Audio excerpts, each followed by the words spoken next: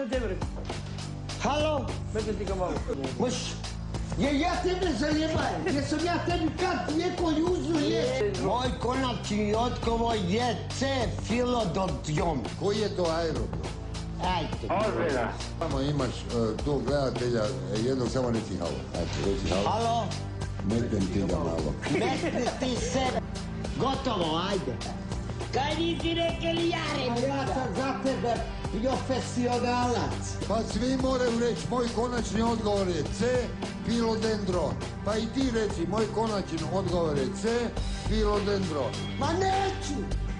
Ma neću! Mislite mene jebat? Onda... Zbilja ovo ne znam. Moj konačni odgovor je C. Visi baba.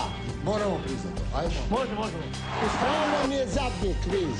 Pa se jedi. Evo, publika vas gleda, nemojte se. Nek nas gledi. Nemoć češljam.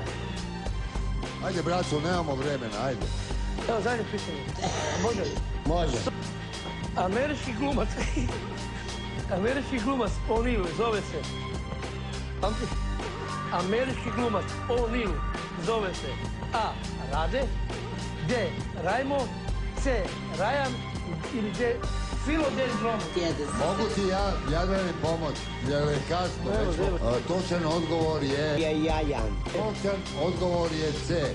Filodendron. Pa nemoj me jebat, kad si ti bolji od mene, moj. Ti reci, moj konačni odgovor je C. Filodendron. Dobro, aj, moj konačan odgovor je jajan.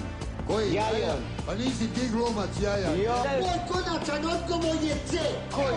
I kako je čuplje pedes? A ti si čuo za Jajana, on... Ma jebi stano! Mislite mene jebat? Je ja tebe zajebajem, jesam ja tebi kad neko juzu je. Nemoj se uzrijavat. Evo, samo imaš tu gledatelja, jednog samo reci halo. Ajde, reci halo. Halo? Metem ti ga malo.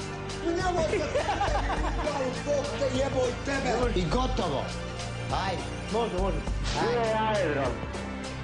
Ajde. Hoćeš da idem u pičku svoje mateje? Neću i gotovo. Bog.